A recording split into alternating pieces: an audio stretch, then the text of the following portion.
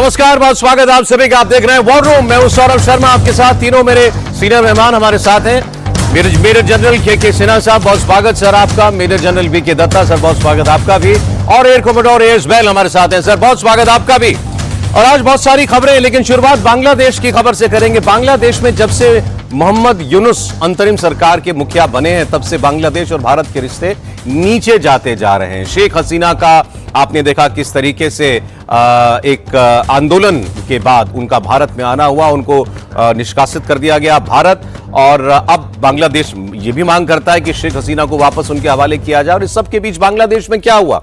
बांग्लादेश पूरी तरीके से कट्टरपंथियों के हाथ में चला गया, घोर इस्लामिस्ट के हाथ में चला गया। इतना नहीं, आतंकवादियों को जेल से छोड़ा जाने लगा। और इस सब के बीच मोहम्मद यूनुस वो लगातार अमेरिका और चाइना के बीच ऐसा लगता है कि कोई खेल खेल रहा है, और एक बड़ा खेल इस वक्त उन्हीं के साथ हो गया। अब बांग्लादेश एक और बड़े पॉलिटिकल संकट की तरफ बढ़ रहा है। अंतरिम सरकार के चीफ मोहम्मद यूनुस ने इस्तीफा देने का संकेत दिया है। खबर यह है कि मोहम्मद यूनुस इस्तीफा देने की तैयारी कर रहे हैं। दरअसल नेशनल सिटीजन्स पार्टी, इसके प्रमुख हैं एनहिद इस्लाम। इन्होंने मोहम्मद यूनुस से मुलाकात के बाद यह कहा कि मोहम्मद यूनुस इस्तीफा देने का मन बना रहे हैं, ऐसा उन्होंने मुझसे कहा है। यूनुस का कहना है कि राजनीतिक दलों के बीच कोई आम सहमति नहीं बन पा रही है, जिसकी वजह से देश में चुनाव नहीं हो पा रहे हैं, और अब वो ऐसी परिस्थिति में काम नहीं कर सकते, इसलिए वो इस्तीफा देने के बारे में सोच रहे हैं। बांग्लादेश में वहां की सेना और अंतरिम सरकार के बीच इस वक्त जबरदस्त टकराव भी चल रहा है। दरअसल आर्मी चीफ वकरुज्जमा और मोहम्मद यूनुस के रिश्ते बेहद खराब हो चुके हैं। मोहम्मद यूनुस से लगातार मांग की जा रही है कि वो चुनाव कराएं, लेकिन पिछले अगस्त में हुए इस तख्ता पलट के बाद से मोहम्मद यूनुस किसी न किसी एक बहाने के बाद दूसरा बहाना बनाकर देश का चुनाव टालते जा रहे हैं। और सेना, खासतौर पर वहां के आर्मी चीफ जनरल वकरुज्जमा, अब साफ साफ बताया जा रहा है, कह चुके हैं मोहम्मद यूनुस से कि किसी भी हाल में दिसंबर तक तुम्हें चुनाव कराने पड़ेंगे। इसके अलावा एक और ऐसी वजह है जिसके बीच सेना और मोहम्मद यूनुस के बीच जबरदस्त तकरार है। बांग्लादेश में म्यांमार सीमा पर रखाइन जिले में कॉरिडोर बनाने के खिलाफ भी सेना है। दरअसल आप सब जानते हैं कि म्यांमार में बहुत उथल पुथल चल रही है। वहां का रखीन प्रांत है, वहीं से रोहिंग्या बांग्लादेश में और फिर वहां से भारत भी आते हैं। और यूनाइटेड नेशंस के कहने पर, जिसके पीछे US का हाथ माना जा रहा है, मोहम्मद यूनुस ने इस बात को स्वीकार कर लिया कि वो अपने देश से इस रखीन प्रांत जो म्यांमार में पड़ता है, ह्यूमैनिटेरियन कॉरिडोर बनाए। सेना का कहना है कि तुम चुनी हुई सरकार नहीं हो, तुम इलेक्टेड गवर्नमेंट के मुखिया नहीं हो, तो इसलिए ऐसे बड़े फैसले तुम नहीं कर सकते, और अगर कर रहे हैं तो तुम्हें सेना को पूछना पड़ेगा। लेकिन मोहम्मद यूनुस ने यह फैसला एक तरफा कर लिया, उनकी सरकार ने इसका ऐलान भी कर दिया। इस बात से जनरल वकरुज्जमा बहुत ज्यादा नाराज बताए जा रहे हैं। और पाकिस्तान के साथ भी आपने देखा कि बांग्लादेश की नजदीकियां लगातार आगे बढ़ रही हैं। पाकिस्तान में आर्मी चीफ मुनीर को फील्ड मार्शल बनाया गया है, और वो भी किसी वक्त माना जा रहा है कि तख्ता पलट पाकिस्तान में भी कर सकते हैं। बांग्लादेश में भी राजनीतिक संकट हर बीतते दिन के साथ गहराता जा रहा है, और वहां भी अगर ऐसा ही चलता रहा तो देश की बागडोर सेना अपने हाथों में कभी ले सकती है, ऐसी भी चिंताएं व्यक्त की जा रही हैं लगातार। तो बांग्लादेश में क्या होगा, और जो भी होगा उसका असर हम पर जरूर पड़ेगा। इस पर हम चर्चा करें उससे पहले आपको बता देते हैं कि रखाइन कॉरिडोर आखिर क्या है, जिसका बांग्लादेश की आर्मी खोलकर विरोध कर रही है। Mohammad Yunus Rakhine corridor Myanmar में मानवीय आपूर्ति पहुंचाने के मकसद से बनाना चाहते हैं, लेकिन इस कॉरिडोर का असल इस्तेमाल करना चाहता है अमेरिका। जानकार ये बताते हैं कि अमेरिका म्यांमार में इस कॉरिडोर के जरिए विद्रोहियों को सैन्य मदद भेज सकता है। वहीं बांग्लादेश की आर्मी को इस बात का खतरा महसूस होता है, इसलिए वो अपनी सरकार के इस फैसले के खिलाफ है। आर्मी चीफ का कहना है कि इस कॉरिडोर की वजह से म्यांमार में गृह युद्ध की आग बांग्लादेश तक भी पहुंच सकती है। बांग्लादेश की प्रमुख पॉलिटिकल पार्टी BNP, अवामी लीग जिसको अब वहां बैन कर दिया गया है, लेफ्ट पार्टीज, वो सब इस रखाइन कॉरिडोर का विरोध कर रहे हैं। बांग्लादेश एक बार फिर प्रदर्शनों की आग में भी जलने की तैयारी में है। BNP यूनुस सरकार के खिलाफ सड़कों पर प्रदर्शन कर रही है। BNP खालिदा जिया की पार्टी है, जो प्रमुख विपक्षी पार्टी थी। इस्लामिक कट्टरपंथी और छात्रों की पार्टी NCP, ये भी यूनुस सरकार के समर्थन में बड़े प्रदर्शन की तैयारी में है। जो छात्र साल 2024 में शेख हसीना के खिलाफ सड़कों पर उतरे थे, अब वो आर्मी चीफ के खिलाफ प्रदर्शन की तैयारी कर रहे हैं। इस्लामिक कट्टरपंथी भी अपने आर्मी चीफ के बयान से नाराज हैं। मतलब आने वाले दिनों में बांग्लादेश की सड़कों पर एक और बड़ा संग्राम होना तय मालूम पड़ रहा है। तो बांग्लादेश की ये सारी डेवलपमेंट्स हमने आपको बताई। पूछते हैं अपने मेहमानों से। जनरल दत्ता, इस वक्त बांग्लादेश में जो कुछ हो रहा है, ये वही पटकथा है, वही स्क्रिप्ट लिखी जा रही है जो पिछले साल लिखी गई थी, एक विद्रोह की आड़ में शेख हसीना को भगाना। अब वही जनता जो है आर्मी चीफ के खिलाफ भी हो गई है, पॉलिटिकल पार्टियां जो है मोहम्मद यूनुस के खिलाफ है। मोहम्मद यूनुस कह रहे हैं मैं इस्तीफा दे दूंगा। देखिए, बहुत ही विडंबना है बांग्लादेश में कि मोहम्मद यूनुस जो एक केयर टेकर के तौर पे लाया गया शेख हसीना को हटाने के बाद, ये एक अनकॉन्स्टिट्यूशनल पोस्ट है। ना ये इलेक्टेड है, ना ये किसी का रिप्रेजेंटेटिव है। इसको पैराशूट करके जो भी डीप स्टेट, जो आपको मालूम ही होगा, जो ट्रंप साहब से पहले अमेरिकन गवर्नमेंट थी वहाँ पे, उन्होंने इसको वहाँ से लॉन्च करा दिया बांग्लादेश के अंदर। और साथ साथ में पाकिस्तान की ISI और जो फंडामेंटलिस्ट एलिमेंट है जमात इस्लामी के, ये सारों का गठजोड़ बना के इन्होंने वो सिचुएशन क्रिएट करी थी बांग्लादेश में, जिसके माध्यम से मोहम्मद यूनुस वहाँ बैठ गया। बांग्लादेश की पार्लियामेंट, जो इनकी कॉन्स्टिट्यूशन है, उसके अंदर ये जिक्र है कि अगर कोई केयर टेकर गवर्नमेंट बनती है तो 3 महीने के बाद इलेक्शन करवा देना अनिवार्य है। तो मोहम्मद यूनुस तो बैठा हुआ तब से, इलेक्शन का कोई नाम नहीं ले रहा है। वो बहाने बनाता रहता कि हम कोई रेक्टिफिकेशन कर रहे हैं, अपग्रेड कर रहे हैं सिस्टम को, और जब ये पूरा हो जाएगा उसके बाद हम इलेक्शन करेंगे। और इसको आर्मी चीफ ने बहुत बार वार्न किया है कि आप जल्द से जल्द इलेक्शन कराएं। और भी जो पॉलिटिकल पार्टी हैं, चाहे BNP हो या दूसरे हों, वो भी इस पर दबाव डाल रहे हैं आप इलेक्शन कराएं। अभी जो सिचुएशन पैदा हो रही है कि जमात इस्लामी के लोग ये वही हैं जो 71 की जंग से पहले पाकिस्तानी फौज के साथ मिलके हिंदुओं के ऊपर और बांग्लादेशियों के ऊपर अत्याचार करा रहे थे, और ये लोग पाकिस्तान की फौज के साथ मिले हुए थे। अभी ये वही लोग जो हैं जिनको शेख हसीना के दौरान भी बहुत दबाया गया, इनको जेलों में डाला गया, अब ये दोबारा आके तगड़े हो गए हैं। जो भी कार्रवाई चाहे पाकिस्तान की ISI ने करी या अमेरिका के डीप स्टेट ने करी, या जो भी ये तंत्र बना बांग्लादेश के अंदर हिंदुओं के ऊपर अत्याचार और अभी आपस की रंजिश, अभी जो सिचुएशन है, जो वकार यूनुस है वो एक सेंसिबल आर्मी चीफ हैं जो समझते हैं बांग्लादेश के प्रोज एंड कॉन्स, बांग्लादेश की ताकत क्या है, बांग्लादेश की कमजोरियां क्या हैं। उनको मालूम है कि भारत के साथ दुश्मनी करके बांग्लादेश का कोई फायदा नहीं होने वाला है जी, और इसलिए वो इसको बहुत बार एडवाइस भी कर चुके हैं। लेकिन मोहम्मद यूनुस जो है वो कौन सी घुट्टी पी के आया है, किसके इशारे पे काम कर रहा है, ये समय बताएगा। लेकिन जो भी कार्रवाइयां आज के दिन में वहां चल रही हैं, लोग इलेक्शन करवाना चाहते हैं ताकि एक चुनी हुई सरकार, ये तो क्लियर है कि आपने जैसे बताया सर कि मोहम्मद यूनुस किसी ना किसी बहाने जो है वो इलेक्शन को टाल रहा है। या तो इनको भी इस उम्र में सत्ता सुख भाने लगा है, तो इनको लगता है भाई मुझे पूरा देश मिला हुआ चलाने के लिए मैं क्यों इलेक्शन कराऊं। दूसरी बात ये आप देखें कितना इंटरेस्टिंग अब वहां समीकरण बना है। ये सारे जितने इस्लामी जिहादी तत्व थे जो कि एक तरीके से अनलीश हो गए पूरे बांग्लादेश के ऊपर, और आपने देखा कि वहां की माइनॉरिटीज पर, हिंदुओं पर कितना अत्याचार हुआ पिछले 1 साल के अंदर। ये सारे लोग शेख हसीना के खिलाफ थे, उसकी सरकार के खिलाफ थे। शेख हसीना को भारत आ जाना पड़ा। अब ये सारे के सारे लोग उसी सेना के खिलाफ हो गए, वो सेना जिसने उस वक्त इनका साथ दिया। वरना अगर यही जनरल वकरुज़्ज़मा अगर ये चाहते तो ये सारा विद्रोह पिछले साल कुचल सकते थे। शेख हसीना इनसे ये कहती रही कि आप विद्रोहियों के ऊपर थोड़ा फर्म हैंड दिखाइए, इनको पकड़िए, ये प्रदर्शन बंद कराइए। लेकिन उस वक्त उनके जनरल को ये लगा कि एक मास अपराइजिंग है, देश के अंदर एक विद्रोह की भावना है शेख हसीना के खिलाफ, तो उस टाइड के खिलाफ हमें नहीं जाना चाहिए। और अगर लोगों को लगता है कि सत्ता अब बदलनी चाहिए तो वो उस तरफ खड़े हुए। आज वही सारे इस्लामी तत्व उसी जनरल जमा के खिलाफ हो गए। उनको लगता है कि ये जनरल जो है ये मोहम्मद यूनुस डार्लिंग है इस वक्त वहां जिहादी तत्वों के, उनके खिलाफ है। और ये बात वहां के लोगों को भी ठीक लग रही है कि जैसा चल रहा है उसको वैसे चलने दीजिए, क्योंकि जो भी पॉलिटिकल पार्टी आएगी वो कहीं ना कहीं इन अराजक तत्वों के ऊपर लगाम लगाना चाहेगी, वरना ऐसे शासन नहीं हो सकता किसी भी देश के ऊपर। अब ये सीधी लड़ाई है वहां के जनरल और मोहम्मद यूनुस के बीच में। अब देखें इसमें आगे जो है किसका तख्ता पलट होता है। ये भी सर ऐसी खबर भी है कि मोहम्मद यूनुस ने इनका जो मिलिट्री एडवाइजर है, एक लेफ्टिनेंट रैंक के अफसर, सेना की मदद से जो जनरल हैं वकरुज़्ज़मा, उनको हटाने की भी कोशिश की थी। देखिए सौरभ जी, आपने एक जो बात बताई कि क्या वहाँ पर सत्ता की लड़ाई और किस तरह से चीज़ें हैं, तो ये तो जग जाहिर है कि यूनाइटेड स्टेट्स का इसमें था और थ्रू पाकिस्तान करवा रहा था, और चाइना भी पाकिस्तान के थ्रू करा।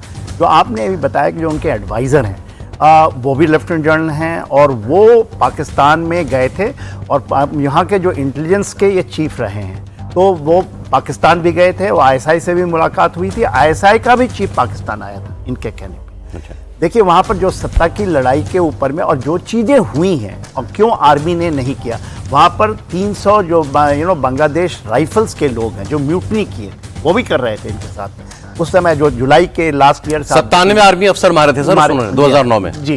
तो वो भी देखिए, हम इसके पहले भी तो वहाँ पर मिलिट्री रूल्स बहुत बार आए हैं, मगर जो वक़ार उल जमान का ये जो किरदार है उसको समझना बहुत ज़रूरी है और वही एक पिलर है जो आज भारत के लिए एक बहुत बड़ी आशा बन के आए हैं।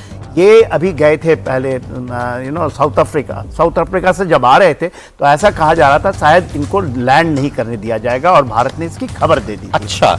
और वो लैंड ढाका में नहीं कर पाए, वो फिर एक बेस है जो एयर बेस है जो कि अबंडेंट है, वहाँ उनको लैंड कराया गया, इनकी जान वहाँ बची है एक बार। और वक़ार उल जमान का ये कहना है, वो बिकॉज मैं इनसे मिला हूँ 2-3 बार और ये हमारे नेशनल डिफेंस कॉलेज में जहाँ से मैं भी किया था अपना, वहाँ से ये पढ़े लिखे, ये इनका टिल्ट भारत की तरफ है। एक ही आशा है हमारे पास में आज, वो क्या किस तरह से इसको पूरी चीज़ को एक सेकंड दे तो मैं समझाने की चेष्टा करता हूँ कि डीप स्टेट, देखिए ये चला था सेंट मार्टिन आइलैंड के नाम से, फिर ये आ गया जो कॉरिडोर है ये रखाइन स्टेट वाला, वहाँ जो अखरान आर्मी है 210 किलोमीटर का, वो पूरा का पूरा ले चुकी है उनके अंडर में। दे आर अगेंस्ट दिस, क्योंकि हमारा सितवे जो एक हमने अभी उसको सिक्योर किया है उसके अंडर आता है। वहीं पर पाकिस्तान चाइना का भी एक पोर्ट का जगह है जहां पर चाइना चाहता था कि सितवे को ख़त्म करें, क्योंकि भारत में ये जो बड़ी गेम खेली जा रही है। और दूसरा जो वो चाहते हैं कि आज के दिन में किसी तरह ये वक़ार उल जमान का साइडलाइन, ये शेख हसीना से भी रिलेटेड है, ही इज़ रिलेटेड। जिस फादर जब वक़ार उल जमान के फादर थे वो भी चीफ रहे हैं बांग्लादेश आर्मी के, तो इनका एक पकड़ है, बहुत बड़ा तबका है जो पकड़ है। इनके क्वार्टर मास्टर जो उसके नीचे आते हैं वो वक़ार उल जमान के टोटल हैं, और जो 9 वहाँ बोला जाता है ब्रिगेड कमांडर्स, वहाँ डिव कमांडर भी नहीं बोलते, 9 एक्चुअली डिव कमांडर्स हैं, जो 9 डिव कमांडर्स हैं वो टोटल वक़ार उल जमान के साथ में। पर एक बड़ा तबका जो एडवाइजर हैं यूनुस के, उनके साथ भी एक बड़ा तबका है। तो जो बातें आप बता रहे हैं इससे भी यही कंफर्म हो रहा है कि सीधी लड़ाई आर्मी चीफ की और मोहम्मद यूनुस के बीच की दोनों एक दूसरे को हटाना चाहते हैं। देखिए वो दिसंबर में कहते हैं इलेक्शन करा दीजिए, ये कहते नहीं, वो कहते हैं ब्लडी कॉरिडोर नहीं बनेगा, वो बहुत उन्होंने शब्द इस्तेमाल किया, नो ब्लडी कॉरिडोर, ये जो तुम बनाना बहुत बड़ी चीज है वो। ठीक, अब इंडिया के लिए इंप्लीकेशंस इस सबके क्या है? क्या अगर वहां तख्ता पलट कर दे ये जनरल तो हमारे हक में होगा? जी, मैं वैसे बांग्लादेश में 3 साल रहा हूँ हाई कमीशन ऑफ इंडिया के अंदर, तो पूरा इस एरिया से बहुत वाकिफ हूँ। रंगपुर से लेके बिल्कुल चट्टाग्राम से ही ये कॉरिडोर ने शुरू होना था और ये कॉरिडोर जाता है राखीने स्टेट। इसमें 2-3 चीजें मैं कहना चाहता हूँ जो थोड़ी सी एम्पलीफाई, कहा तो सभी ने वही चीज है, 2-3 चीज थोड़ा सा डिफरेंट क्या मैं बताना चाहता हूँ कि राखीने स्टेट इस समय 95% जो उसके लोग हैं वो भुखमरी की कंडीशन में है। ये नहीं है कि यूएन जो करना चाहता है वो गलत है, लेकिन कौन इन्वॉल्व है इसमें? अमेरिका इन्वॉल्व है, जैसे कि जनरल साहब ने बहुत अच्छा एक्सप्लेन भी किया। तो वो अमेरिका का इन्फ्लुएंस जब आ गया तो मिलिट्री लॉजिस्टिक्स, ये वर्ड यूज किए हैं इन्होंने, जनरल साहब ने, जनरल वकार ने, उन्होंने कहा है कि मिलिट्री लॉजिस्टिक्स और मिलिट्री इंटेलिजेंस यहां से जाएगी, इस कॉरिडोर से जाएगी। तो ये दोनों चीजों की और साथ में उनकी सॉवरेनिटी पे इफेक्ट पड़ेगा। दूसरी चीज आती है कि बांग्लादेश के अंदर 4 मेजर पार्टीज हैं। हम देखते हैं बीएनपी जो कि बांग्लादेश नेशनलिस्ट पार्टी, ये जनरल की वाइफ थी खालिदा जिया, और इनका डायरेक्ट लिंक पाकिस्तान के साथ है, ये हमेशा से क्लोज रही हैं पाकिस्तान के। दूसरा है अवामी लीग जो शेख हसीना, उनके फादर थे शेख मुजीबुर रहमान, और वो बहुत क्लोज हैं फ्रीडम एलिमेंट्स के साथ। और तीसरा जातीय पार्टी जो कि जनरल अरशाद की पार्टी है, इस समय वो मार्जिनलाइज सी हो गई है। और आखिरी आती है जमात इस्लामी, ये बड़ा इंपॉर्टेंट है। जमात इस्लामी का परसेंटेज अगर कोई कहे हम पूरे बांग्लादेश के अंदर इन्फ्लुएंस, तो सिर्फ 10 से 12% है, लेकिन क्योंकि रिलीजियस फंडामेंटलिज्म और इस्लामिस्ट का ये यूज करते हैं, उस वजह से इनका दबाव और डर बहुत है। और इनके क्लोज लिंक्स ना केवल पाकिस्तान के साथ हैं, आईएसआई के साथ हैं, और साथ में है जनरल साहब के, नॉट जनरल साहब के, सॉरी, यूनुस के, और यूनुस के साथ इनके बहुत क्लोज लिंक्स हैं। इसी वजह से कहीं ना कहीं आर्मी चीफ को पहले ही हटाना चाहते थे, लेकिन आर्मी चीफ अभी तक बने हुए हैं। एक चीज मैं और आपको इसमें डालना चाहता हूं, इंपैक्ट ऑन इंडिया के, उसके बाद मैं बात करूंगा। वो ये है कि पाकिस्तान के आईएसआई के एलिमेंट्स भी आए थे, आईएसआई चीफ भी शायद आए थे, और वो आके रंगपुर डिवीजन गए थे, जहां पे एक जगह है लाल मुनीरहाट, और ये एक रनवे और एयरफील्ड बनाई जा रही है चीन की मदद से।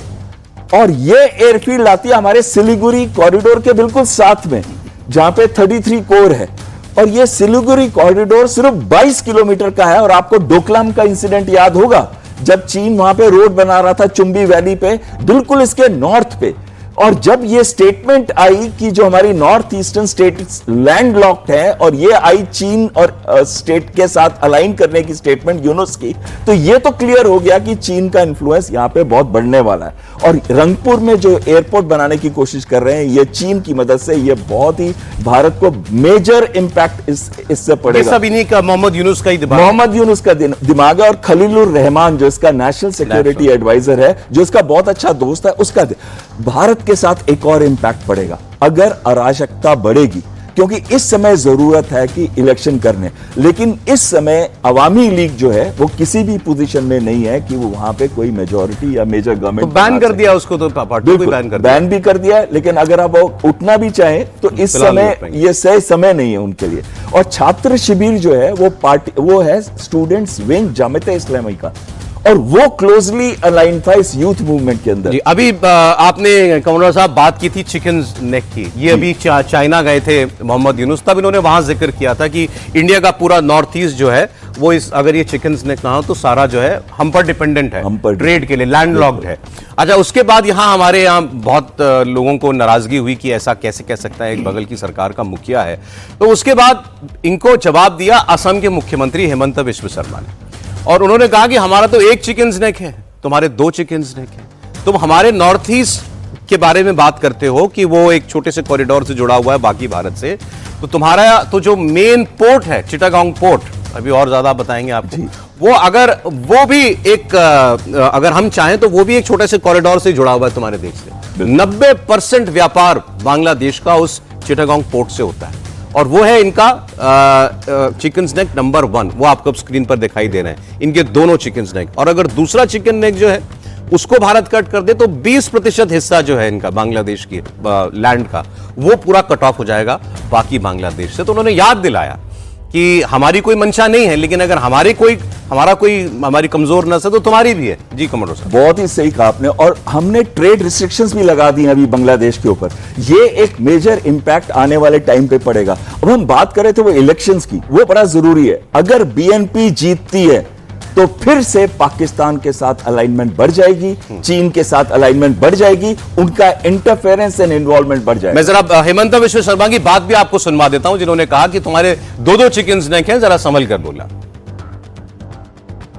তেওঁলোকৰ 2টা চিকেন নেক আছে, আমাৰ ভাৰতৰ এটা চিকেন নেক আছে আৰু বাংলাদেশৰ 2টা চিকেন নেক আছে। গতিকে আমাৰ এটা চিকেন নেকক বাংলাদেশে হামলা দিলে আমিতো 2টা চিকেন নেকক হামলা দিম। আমাৰ যেটো চিকেন নেক আছে মেঘালয় দি চিটাগং পোৰ্টত, সেইটো চিকেন নেক আমাৰ চিকেন নেকতকৈ সৰু, ৰিং এটা দলিয়ালেই পাই যায়। ইণ্ডিয়া এখন কিমান শক্তিশালী ৰাষ্ট্ৰ তাতো আপোনালোকে আন্দাজ অপাৰেশন সিন্দুৰতে পাইছে। तो ये जो 2 चिकन नेक की हमने बात की, इसमें से एक है एक बड़ा छोटा सा इनका कॉरिडोर बांग्लादेश का आता है जो चिटागोंग को बाकी लैंड मास से जोड़ता है, जैसे मैंने आपको बताया। और दूसरा चिकन नेक इनका पूरा रंगपुर डिवीजन जो है, वो रंगपुर डिवीजन पूरा का पूरा मेघालय से हमारा जुड़ा हुआ है। देखिए, टोटल यदि आप लैंड फ्रंटियर लेंगे तो 4027 किलोमीटर का है भारत के साथ में, और 210 किलोमीटर ये जो म्यांमार के साथ में, जो हम रखाइन स्टेट के साथ। इसके अंदर में 2 हम कहते हैं कॉरिडोर कहिए। अच्छा हाँ, ये जो चिकन नेक कहते हैं, ये 17 और कोई कहता है 22 किलोमीटर है, 17 क्योंकि मैंने यहाँ पर सब एरिया कमांड किया है इसी नेक के ऊपर, और 51 सब एरिया। तो ये जो चिकन नेक का इलाका ये बहुत सेंसिटिव है, इसी के ऊपर डोकलाम पड़ता है जो हम आप भारत के चिकन स्नैक की बात हम कर रहे हैं। भारत हाँ, के- ये हम और बता रहे हैं सर, बांग्लादेश के ये तो बा- एक जो रंगपुर बांग्लादेश डिवीजन और चिकन नीचे नंबर चिटागोंग 2 जो है, जी। जो 2 है, यदि आप इसको देखिएगा तो 210 किलोमीटर तो ये तो रखाइन के साथ चला गया, उसके बाद हमारा मिजोरम आता है और उसके बाद मेघालय आता है। जो मेघालय की बात वो कह रहे थे, मेघालय के पास में जो चिकन नंबर 2 है, ये वाला जो इलाका है, यदि हम इसको काटते हैं यहाँ से काटते हैं, ये पूरा का पूरा चिटगांव से लेता हुआ सिटवे और हमारा जो ये है अंडमान निकोबार, क्योंकि वो एकदम ब्लॉक्ड है, वो एक जगह की बात नहीं की। जब हम इसकी इस चिकन नेक की बात करते हैं तो हमारे नीचे में अंडमान निकोबार है, कोको आइलैंड है, ये यहाँ से लेकर लेकिन वो उनको लगता है कि we are the guardians of the sea, but हमने बंगाल इसको- की खाड़ी के हम ये- बादशाह हैं। ये हमारे अंदर ही था, ये त्रिपुरा का इलाका है, मेघालय का त्रिपुरा को इलाका extend करो, वो चिकन नेक काट देगा वो। ये हम उसके यदि ये काटते पूरा हैं, चिटागोंग आपके पास आ पूरा जाता है। पूरा चिटगांव हमारे पास। और चिटगांव के अंदर में आज प्रॉब्लम जो है कि जो चाइना का बहुत बड़ा वहां पर ये चीजें उन्होंने वहां पर आ चुके हैं चिटगांव में, और वो भी उनका भी आंख लगा हुआ है सेंट मार्टिन आइलैंड के ऊपर में, अमेरिका का भी लगा हुआ है। और वहां पर जो आपको सिटवे पोर्ट है, ये देखिए जो ये जगह है, दिस इज वेरी इंपॉर्टेंट। मैं वहां थोड़ा जाके प्लीज सर, देखिए ये इसको समझना बहुत जरूरी है। ये यहाँ पर एक मल्टी मोड ये सिटवे है यहाँ पर, और सिटवे हमारे पास आ गया है, और एक साल के लिए नहीं, 99 ईयर्स ये हमारा उससे भी बड़ा है, जो हम वहाँ मिला है हमें ईरान के ऊपर में, ये 99 ईयर्स के लिए आ गया। हमारा मल्टी मोड प्रोजेक्ट यहाँ से होता हुआ और ये आता है, इसको हम लेना चाहते थे। तो ये वाली बात कर रहे हैं, ये वाली ये नेक हदें हम काटते हैं तो ये पूरा चिटगांव जो ट्रैक्ट है, और दूसरा यहाँ पर एक हमारी अंडमान निकोबार की है। तो ये जो कहते हैं कि हम लैंडलॉक हैं, we are the king of the, हम पूरा का पूरा यहाँ से यहाँ तक काट देंगे, और ये हमारा कलकत्ता का जो पोर्ट पड़ता है, तो ये हमारे लैंडलॉक, ये हम we are the guardian of sea, क्योंकि बे ऑफ बंगाल कंप्लीटली जो यहाँ पर है, ये bay of Bengal, we are the guardian. जी। तो ये जो बात करते हैं, या तो इनको समझ नहीं है या आज आपने नक्शे पे समझा दिया तो इनको समझ आ गया होगा। ये चिकन नेक की जो बात हो रही है ना, जो साथ छोटा में वाला चट्टाग्राम में है, जी। बिल्कुल सही इन्होंने जनरल साहब ने बताया। अगरतला मैं काफी 30 है। सेकंड्स बस इस पे लूंगा। वहां पे इनकी एक मेजर इंसर्जेंसी चल रही है चिटागोंग हिल ट्रैक्स पे, जो ये कहते हैं कि हमारा इंडिया सपोर्ट करता है, इंडिया का कोई इंटरेस्ट शांति नहीं है। बहनी ओके, उसका नाम है। आपने सबने खबर देखी होगी, दिल्ली से श्रीनगर जा रही एक इंडिगो एयरलाइंस की फ्लाइट टर्बुलेंस में फंस गई। मौसम बहुत खराब हो गया, और जब ये मौसम का हमला हुआ तो फ्लाइट के जो सबसे नजदीक एक एयरपोर्ट था वो लाहौर था। पायलट जो थे उन्होंने तुरंत पाकिस्तानी एयर स्पेस में जाने की, एंट्री करने की परमिशन मांगी। वो लैंड नहीं करना चाहते, केवल एयर स्पेस में दाखिल हो जाना चाहते थे। अभी आपको मालूम होगा, भारत पाकिस्तान के बीच जो जंग की परिस्थितियां बनी हुई हैं, पाकिस्तान ने अपना पूरा एयर स्पेस भारत की सिविल फ्लाइट्स के लिए भी बंद कर रखा है। उसका वहां कोई विमान नहीं जा सकता। तो इस पायलट ये चाह रहे थे कि थोड़ी देर अगर एयर स्पेस में अगर उनके मैं चला जाऊं तो ये जो टर्बुलेंस है उससे मैं बच के थोड़ी देर बाहर निकल सकता हूं। पाकिस्तान ने उससे भी इनकार कर दिया। इस फ्लाइट में 227 लोग सवार थे। लाहौर एटीसी ने पायलट को साफ इनकार कर दिया, आप हमारा एयर स्पेस इस्तेमाल नहीं कर सकते। मजबूरन इस खराब मौसम वाले रूट पर विमान को आगे बढ़ाना पड़ा पायलट को, और आगे जाने पर फ्लाइट और ज्यादा खराब वेदर में और ज्यादा बड़ी टर्बुलेंस की चपेट में आ गई। उसके बाद ओलावृष्टि शुरू हो गई। विमान का आगे का हिस्सा जब लैंड हुआ जहाज तो देखा गया आगे का हिस्सा पूरी तरीके से टूटा हुआ था, पूरी तरीके से क्षतिग्रस्त था। जो वीडियोस आए उसमें साफ दिखाई देता लोग दुआएं पढ़ रहे हैं कि बस शायद हमारा आखिरी वक्त आने वाला है। चीखने चिल्लाने लगे लोग, पूरी तरह प्लेन डगमगा रहा था। जैसे तैसे इस प्लेन को श्रीनगर एयरपोर्ट पर एक इमरजेंसी लैंडिंग के जरिए उतारा गया। पायलट की बहुत सूझबूझ थी कि उन्होंने 227 लोगों की जान बचा ली।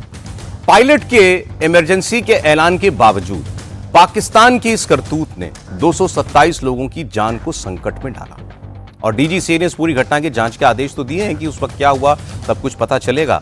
लेकिन ये जो डेवलपमेंट पता अब सामने आई है, इतना कश्मीरियों के लिए हमारी शारग है, हमारा ये है और वो है, जनरल मुनीर जो कुछ कहता रहता है, पाकिस्तान इतना कुछ बोलता है। इस फ्लाइट में सबसे ज्यादा कश्मीरी थे, सबसे ज्यादा कश्मीरी थे जो उस वक्त वहां पर लैंड होना चाह रहे थे। इसके अलावा इसमें हमारे कुछ पॉलिटिकल पार्टीज के डेलीगेशन के लोग भी थे, हमारे सांसद भी थे टीएमसी के।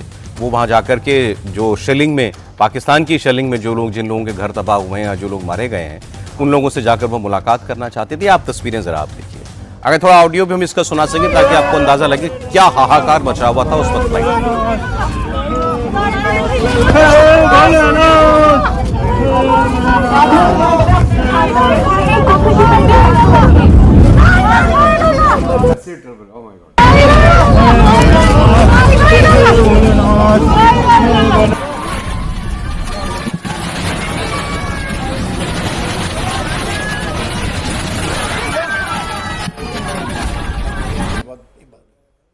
ये देखिए, अब जहाज की तस्वीर भी आप देख लीजिए, आगे का हिस्सा आपको दिखाई दे रहा होगा।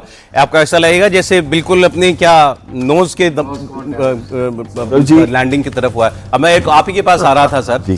अब सवाल यह है कि उस वक्त क्या उन्होंने अगर परमिशन मांगी पाकिस्तानी एयर स्पेस यूज करने की पायलट ने, तो क्या उससे टर्बुलेंस से बचा जा सकता है? ऐसा होता है? देखिए, कभी भी ऐसी बात आती है कि कोई सिविलियन एयरक्राफ्ट जा रहा हो और थोड़ी देर के लिए हॉस्टाइल एयर स्पेस को भी ब्रेक करना चाहता हो सेफ्टी ऑफ पैसेंजर्स के लिए, तो नॉर्मली कितने भी खराब देश हो, कितने भी हॉस्टाइल देश हो, वो कभी मना नहीं करते, क्योंकि वो वहां लैंड नहीं कर रहा, वो तो वहां से सिर्फ डाइवर्ट कर रहा है ताकि जो वेदर रेडार पे उसको वेदर सेल दिख रहे हैं, जो जिसमें थंडरस्टॉर्म है, टर्बुलेंस है, उनको वो स्कर्ट करके जाके लैंड कर सके। और क्योंकि ये हिली एरिया, ये दिल्ली से श्रीनगर जा रहा था, और आपने एक बहुत महत्वपूर्ण चीज कही थी कि इसमें ज्यादातर लोग तो श्रीनगर के ही थे जो जा रहे थे, और वो लैंग्वेज से भी पता चल रहा था। इसमें दो चीजें मैं आपको बताना चाहूंगा कि जब भी आप कभी ऐसे सिचुएशन में आप सोचते हैं कि अगर आपके पास कोई और वेदर पेनिट्रेशन का रास्ता रह नहीं जाता स्कर्टिंग का, तो आप हमेशा पेनिट्रेट मिनिमम उससे करते हैं, और वो पायलट ने किया। लेकिन अगर आप डैमेज देखिए नोज का डैमेज दिखा रहे हैं।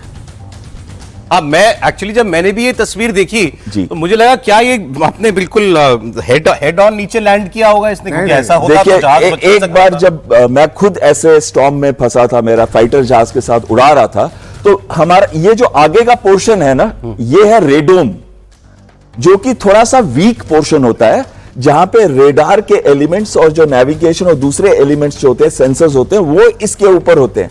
तो ये उतना स्ट्रांग नहीं होता जितने स्ट्रांग बाकी का एयरक्राफ्ट का स्ट्रक्चर होता है। और क्या हुआ, जब वो घुसा एक वेदर के अंदर, तो जहाज के ऊपर दो फोर्सेस काम करते हैं, अपड्राफ्ट और डाउन ड्राफ्ट।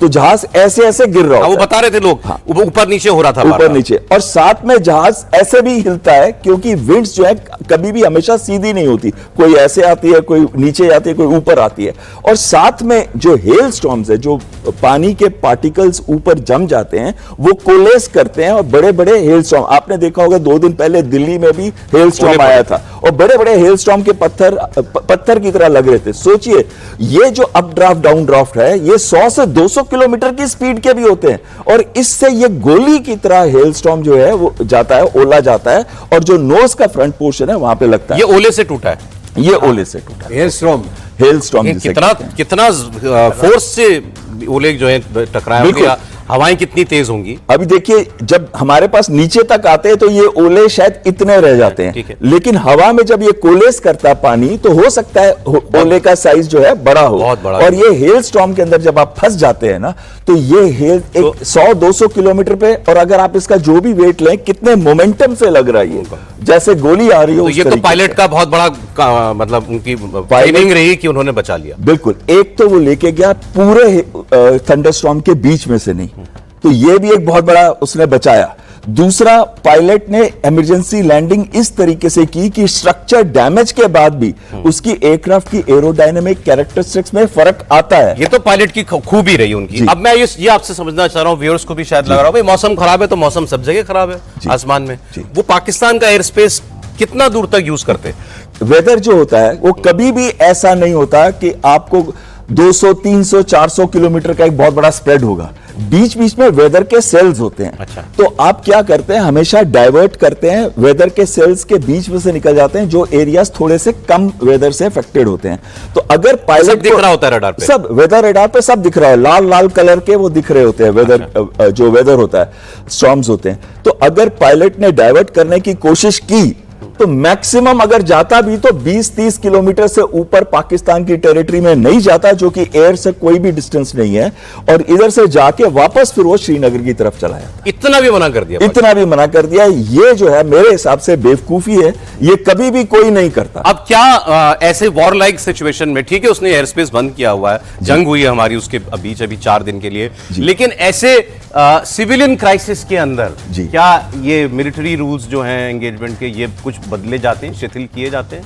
देखिए, इंटरनेशनल जो रेगुलेशंस है इसके ऊपर, जब भी कोई सिविल कैरियर वो कोई हादसा होने वाला है या हाईजैक हो गया या कुछ हो गया है, तो उस हालत में जो भी नियरेस्ट एयरफील्ड होती है या जो भी कंट्री के ऊपर से गुजर रहा है, उसकी जिम्मेवारी होती है कि वो मदद करे उस फ्लाइट की, उस जो भी एयरलाइन है, ताकि वो जो जान माल की रक्षा हो पाए, जो पैसेंजर उसके अंदर हैं। पैसेंजर कोई भी हो सकते हैं, इंटरनेशनल फ्लाइट में पूरी दुनिया के कौन कौन से देश के पैसेंजर हो सकते हैं, और यहाँ पे खास करके श्रीनगर के निवासी जा रहे हैं। श्रीनगर के लोग, क्योंकि टूरिज्म थोड़े दिन के लिए अभी इतना ज़्यादा वहाँ जा नहीं रहा है कोई, और टीएमसी के लोग थे जो जा रहे थे देखने के लिए, और सारे के सारे नागरिक थे कहाँ के, हमारे श्रीनगर के, यहाँ JNK के।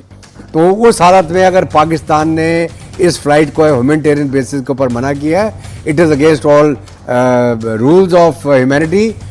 इसके ऊपर हो सकता है बाद में चर्चा भी चलेगी इन द UN फोरम कि should a country do this in case of a crisis, in case of an emergency of a nature which could have led to the death of 290 passengers. Exactly, ये crash हो जाता, सब लोग मारे जाते, और जैसा अभी बताया एयर कमांडर साहब ने कि वो लैंड करने के लिए तो परमिशन मांग ही नहीं रहा था पायलट, ज्यादा से ज्यादा 10-20 किलोमीटर थोड़ा सा डिविएशन ऑफ रूट, वेदर से खराब वेदर से बचने के लिए चाहता था कि डाइवर्ट कर जाऊं। सौरभ, ये एक छोटा सा मैं ऐड करना चाहता हूँ हट करके इसमें। आप लड़ाई के दौरान देखे होंगे हमारे DGM एयर ने ब्रीफ किया था कि जब हम लोग जा रहे थे तो इन्होंने एयर स्पेस बंद नहीं किया था अपने फ्लाइट के लिए, और हमारे लिए बहुत डिफिकल्ट था मिलिट्री ऑपरेशंस करने का। और उन्होंने कहा कि हमने इतनी ध्यान रखी कि इनके फ्लाइट, सोचिए पूरी फ्लाइट कराची से इधर जा रही है, उस बीच में आपने गैप देख करके हिट करना है। तो ये ब्रीफिंग में आया था कि पाकिस्तान कितना सातिर है कि लोगों की जान को उसमें फॉरेन भी ट्रेवलर्स होते हैं, तो ये तो इसकी फितरत है। इस फितरत को समझेंगे तो आप इससे जोड़ के देखिए, उसको कुछ मतलब नहीं। ठीक आपने याद दिलाया, इधर से गोले चल रहे हैं, मिसाइलें चल रही हैं, और उसके यहाँ एयर स्पेस खुला हुआ है, पूरा दिखाया था फ्लाइट रूट का। पाकिस्तान की आर्मी एक बार फिर भारत को गिदड़ भभकी भी दे रही है, ये खबर भी सुन लीजिए आप। पाकिस्तान की सेना के कमांडर ने एक बार फिर आतंकियों की भाषा का इस्तेमाल किया है। इनकी सेना के प्रवक्ता हैं, जिन्हें ISPR के DG कहा जाता है, यह है अहमद शरीफ चौधरी। इन्होंने सिंधु जल समझौता सस्पेंड किए जाने पर भारत को धमकी दी। एक कार्यक्रम में ये बोल रहे थे, और वहां अहमद शरीफ चौधरी ने कहा कि तुम हमारा पानी बंद कर दोगे तो हम तुम्हारी सांस बंद कर देंगे। अब ये भाषा किसकी है? आपने पहले सुनी होगी, आपको लग रहा होगा थोड़ा थोड़ा डेजावू, ये तो हमने सुना है। किसने कहा था इससे पहले? याद कीजिए आप, हाफिज सईद ने कहा था। सेम शब्द सेम डायलॉग, वो भी सुनाएंगे आपको कि तुम पानी बंद करोगे हम सांस बंद कर देंगे। आतंकवादियों की भाषा बोल रहा है पाकिस्तान का जनरल, सुनिए। तुम हमारा पानी बंद कर दोगे हम तुम्हारा सांस बंद कर देंगे। तुम हमारा पानी बंद कर दोगे हम तुम्हारा सांस बंद कर देंगे। ISPR की DG जनरल अहमद शरीफ चौधरी के इस बयान ने एक बार फिर साफ कर दिया कि पाकिस्तान की सेना आतंकवादियों की सेना है, आतंकवादियों की भाषा बोलती है, उनकी लिखी स्क्रिप्ट पढ़ती है। ऐसा इसलिए क्योंकि अभी जो आपने बयान सुना, वही बयान सेम हाफिज सईद ने दिया था कुछ दिनों पहले। सुन, अगर तू पानी बंद करेगा इंशाअल्लाह हम तेरी सांस बंद करेंगे, इन दरियाओं में फिर खून बहेगा। खुद कभी नहीं आता लड़ने के। मैं जरा बता दूं, हवा कैसे बंद करेगा ये? तेरी सांस बंद करेंगे, इन दरियाओं में फिर खून बहेगा। ठीक है, हर किसी का आइडल होता है सर। कोई किसी को देखता है कि हाँ मुझे इसके जैसा बनना है, तो वो हाफिज सईद जैसा उनका आइडल है, वो जैसा वो बोलता है वैसा हम बोलेंगे। पानी रोके जाने को लेकर अब पाकिस्तान लेकिन कितनी भी गीदड़ भपकियां दे दे, प्रधानमंत्री ने साफ कहा है और अभी कहा है कि खून और पानी अब एक साथ तो नहीं बहेगा। पाकिस्तान को एक बूंद भारत के हिस्से का पानी नहीं दिया जाएगा। पाकिस्तान को भारत के हक का पानी नहीं मिलेगा। भारतीयों के खून से खेलना पाकिस्तान को महंगा पड़ेगा। ये भारत का संकल्प है और दुनिया की कोई ताकत हमें इस संकल्प से टिका नहीं सकती है। तो यही प्रधानमंत्री की जो ऐलान है, इसी की वजह से पाकिस्तान में इतनी बेचैनी है कि पाकिस्तान के ये डीजी कह रहे हैं कि हम तुम्हारी सांस बंद कर देंगे अगर तुम हमारा पानी बंद कर दोगे। जी आप कहते हैं हाफिज सईद के देखिए ऐसा है कि हाफिज सईद इसका जनरल शरीफ का जो चौधरी का अंकल है वो, क्योंकि जो उसामा बिन लादेन था इसका जो वालिद था वो उसका साथी था, किसका, उसामा बिन लादेन का। उसको न्यूक्लियर टेक्नोलॉजी भी बेचने गया था वो। तो ये भी जिहादी का बेटा है ये, और ये उसी की लैंग्वेज बोल रहा है। अभी हमारे पास तो पानी का टेंटवा है ना इनका, ये हवा कहां से बंद करेगा? ये हवा, ये क्या है, ये इसकी पूरी कायनात नहीं बंद कर सकती। हवा तो चारों तरफ है, हमारी हवा चलती रहेगी, हमारी हवा को कोई नहीं रोक सकता। इसका पानी हमारे हाथ में है, वो हम जब चाहे रोक दे, जब चाहे खोल दे। हम पिलाएंगे भी और रुलाएंगे भी और तरसाएंगे भी। तो ये हमारा जवाब है इसको। तुम करके तो देखो, तुम हवा क्या बंद करोगे? तुम्हारा आगे का पूरा हुक्का पानी हम बंद कर देंगे।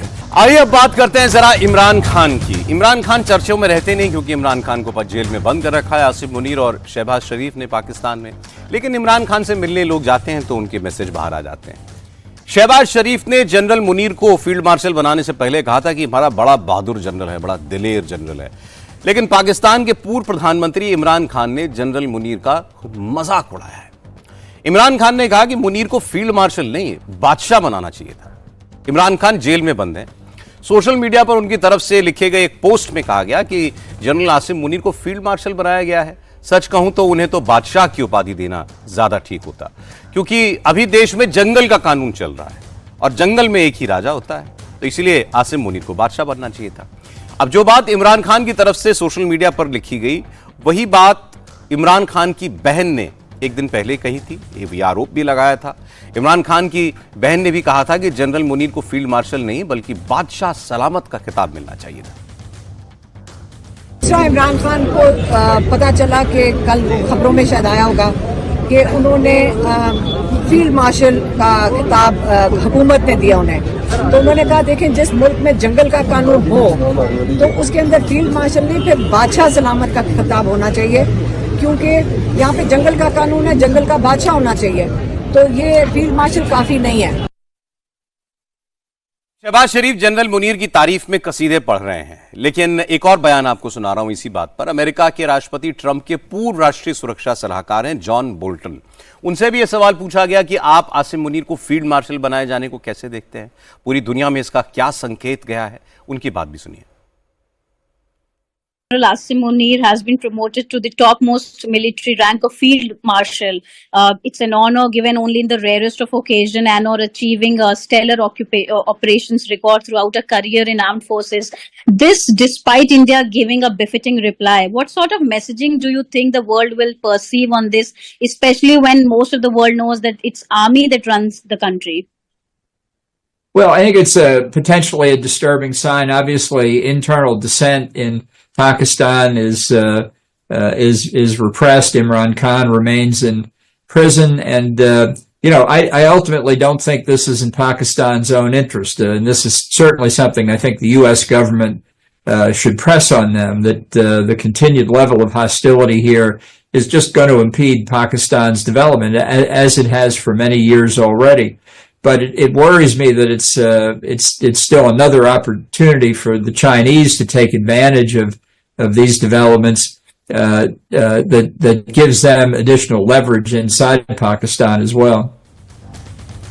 अभी आपने देखा जॉन बोल्टन अमेरिका के पूर्व राष्ट्रीय सुरक्षा सलाहकार कह रहे थे कि इस सब का फायदा जो है वो कहीं ना कहीं चाइना को मिलेगा और अमेरिका को इस खबर से सावधान हो जाना चाहिए जनरल मुनीर के फील्ड मार्शल बनने को। इस पर हम लोग बात करें, पाकिस्तान में बड़ी इंटरेस्टिंग डेवलपमेंट चल रही हैं, जैसा अभी वो कह भी रहे थे। ये तो सब मान रहे हैं कि ये सारा का सारा रेजिम इस वक्त जो पाकिस्तान में ये चाइना की कठपुतलियां हैं। शहबाज शरीफ भी, जनरल मुनीर भी। देश का सबसे पॉपुलर लीडर है इमरान खान। इमरान खान को जेल में डाल दिया गया, इमरान खान की पार्टी ही बैन कर दी गई, वो चुनाव ही नहीं लड़ सकता कभी। तो इमरान खान अब कब जेल से बाहर आएंगे ये कोई नहीं कह सकता। इसीलिए इन सबको डर इस बात का है कि ये जो जनता हमारे खिलाफ है इमरान खान को जेल में डालने की वजह से, इसको कैसे शांत करें, इसको कैसे अपने साथ लेकर आएं। इसीलिए ये सारा का सारा ये जो है आपने देखा पहलगाम से लेकर अभी तक जो कुछ हुआ है ये सब कुछ रचा गया, और इसका जो आर्किटेक्ट है वो ये जनरल मुनीर और शहबाज शरीफ दोनों मिलकर साथ हैं। सर देखिए सौरभ, ये तो आप मान के चलिए कि पूरे का आर्किटेक्चर जो है, खास करके जो जिहाद को बढ़ा रहे थे और टेररिज्म को फैला रहे थे, वो आसिम मुनीर साहब हैं। और उन्होंने बहुत कट्टरता का रुख लिया है, टू नेशंस थ्योरी की आप डिवाइड करते हैं इस लाइन में। मगर इसके पीछे यदि आप देखेंगे तो ये चाइना है, और ये गेम जो चल रही है, क्योंकि 2.5 फ्रंट के ऊपर में जो हम बात कर रहे हैं, जब आपने 2020 से देखा है जो हमारा नदन फ्रंट के ऊपर में स्टैंड ऑफ हुआ था, उस समय भी जो चीज़ें उन्होंने की थी उसमें एक अल बदर फोर्स करके आई थी, उसके नाम कहीं दब गए हैं पूरे पाकिस्तान में, जिसके ऊपर पूरी दारमदार थी आपकी चाइना की। और अल बदर भी ब्रेन चाइल्ड था आसिम मुनीर का, जब ही वॉज द ISI का चीफ बने थे, 6 महीना ही रहे थे। और इमरान खान की तलखी उसी समय हुई थी, बुसरा बेबी के अगेंस्ट में इन्होंने बहुत सारी चीज़ इंक्वायरी डाल दी थी। और उस तलखी में अब आप देखिए कि क्या कह रहे हैं जॉन बोल्टन, जो जॉन बोल्टन कह रहे हैं वो बहुत बड़ी बात कह रहे हैं, क्योंकि ये उस समय थे जब ये पूरी चीज़ें चल रही थी, उस नेशनल सिक्योरिटी एडवाइज़र थे। और अभी जो वो कह रहे हैं कि इसमें सबसे बड़ी जो मारेगा बाजी, और देखिए फील्ड मार्शल किस दिन बनाया गया, deputy prime minister of Pakistan was in China. आपने देखा ना, उनको आपने चलाया था न्यूज़, उनको इशाक डार साहब, वो उनको वहाँ पर गाड़ी तक नहीं दी, उनको एक वैन में लेके चले गए उनसे मिलने के लिए, तो वहाँ थे उसी दिन इनका हुआ। These are the brainchild of China. और मैं जैसे आपको बातचीत हो रही थी आपसे ब्रेक के समय, तो मैं ये बता रहा था कि ये प्लान क्या है। देखिए जब उस समय 99 कारगिल वॉर हुआ तो कारगिल में मुशर्रफ साहब फेल कर गए थे, it was a failed operation. तो उनकी तलखियाँ बढ़ी थी उस समय के हुक्मरानों से, खास करके नवाज शरीफ साहब से, और नवाज शरीफ से उस समय गलती हो गई, यदि कहते तो सत्ता में बने रहते। उन्होंने इस चीज़ को समझाया है शहबाज शरीफ को, और शहबाज शरीफ इसलिए हर एक जगह कसीदे पढ़ते हैं। पहले तो वो कह रहे थे कि सिपा सालार साहब है, थैंक यू वेरी मच आपने। मुझे तो कभी कभी लगता है कि जैसे दोनों साथ में खड़े होते हैं तो आसिम मुनीर सलूट मारते हैं, किसी दिन शहबाज शरीफ ना सलूट मार दें आसिम मुनीर को। हाँ, और सौरभ कमरे में आके मारता है। हाँ, और सौरभ जी इन्होंने ये जो टेम्पलेट लगाई है, ये टेम्पलेट इफेक्टिव है। आप कह रहे हैं कि शहबाज शरीफ अपने भाई की गलती से सीख गए, सेना के खिलाफ कभी मत जाना, सेना के साथ साथ चलते रहो, अच्छा, कुछ भी हो जाए, कुछ भी, जनता कुछ भी कहे, अमेरिका कुछ कहे, चाइना। तो मतलब ये कि शहबाज शरीफ आसिम मुनीर को खुश करने के लिए करते हैं, आसिम मुनीर जो करते हैं वो चाइना को खुश करने के लिए कहते हैं, यही मतलब हुआ सर दत्ता साहब? बिल्कुल, देखिए ऐसा है कि इसके 2 पहलू हैं। एक तो है कि इसको खुश करके रखो, हारा हुआ जर्नैल जो भारत के साथ अभी इसकी तुलना कर रहे हैं, 71 का हमने बदला ले लिया। इनको ये नहीं पता 71 में इन्होंने कितनी मार खाई थी और इन्होंने बदला क्या लिया हमसे। इस बार पिटे, बुरी तरह से पिटे, इनके सारे स्ट्रेटजिक एसेट्स पे हमने स्ट्राइक किया। और कोई तो जो सोशल मीडिया में चल रहा है कि इनके न्यूक्लियर बम भी 1000 साल के लिए दफन हो गए। तो कहने का मतलब ये है कि एक हारे हुए जर्नैल के उन्होंने फील्ड मार्शल बना दिया। क्यों बना दिया? 2 पहलू हैं। एक तो क्या है कि फील्ड मार्शल की जो उपाधि है वो एक ऑनररी रैंक है, और असली पावर होती है चीफ ऑफ आर्मी स्टाफ के पास। जो आर्मी का चीफ बनेगा पाकिस्तान का, वो military control of the army उसके हाथ में रहेगी और फील्ड मार्शल के पास में नहीं रहेगी। अभी ये देखना है कि कोई क्या ये फील्ड मार्शल बनने के बाद ये चीफ ऑफ आर्मी स्टाफ की भी ताकत अपने हाथ में रखेगा कि कोई नया चीफ नियुक्त किया जाएगा। नया चीफ नियुक्त करना गवर्नमेंट के हाथ में होता है। प्रधानमंत्री as per constitution of Pakistan प्रधानमंत्री नियुक्त करेगा चीफ ऑफ आर्मी स्टाफ को। अभी ये भी एक खेल हो सकता है कि कोई नया चीफ आ गया, वो चीफ इस ये ऑनररी रैंक लगा के घूमता रहेगा, पार्टी खाएगा, सलूट मारेगा और असली पावर रहेगी किसी और के पास। दूसरा क्या ऐसा करना होता तो लेकिन ये क्यों मानता सर फील्ड मार्शल बनने? नहीं, अब देखिए ना, ये थ्योरीज में से एक है। आप किसी को झूठा कैरेट दिखा दो तो मैं तो दूसरा पहलू बता रहा हूँ। तो अभी दूसरे पहलू में आए हम कि अगर इसको ताकत दी गई है, ताकत दी गई है, इसके पीछे कौन हो सकता है? चाइना।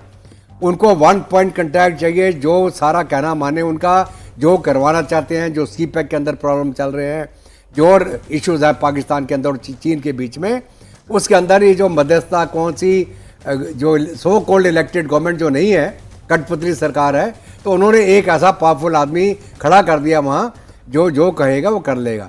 और अमेरिका भी अगर इसको यूज करना चाहता तो पहले भी कर रहा था।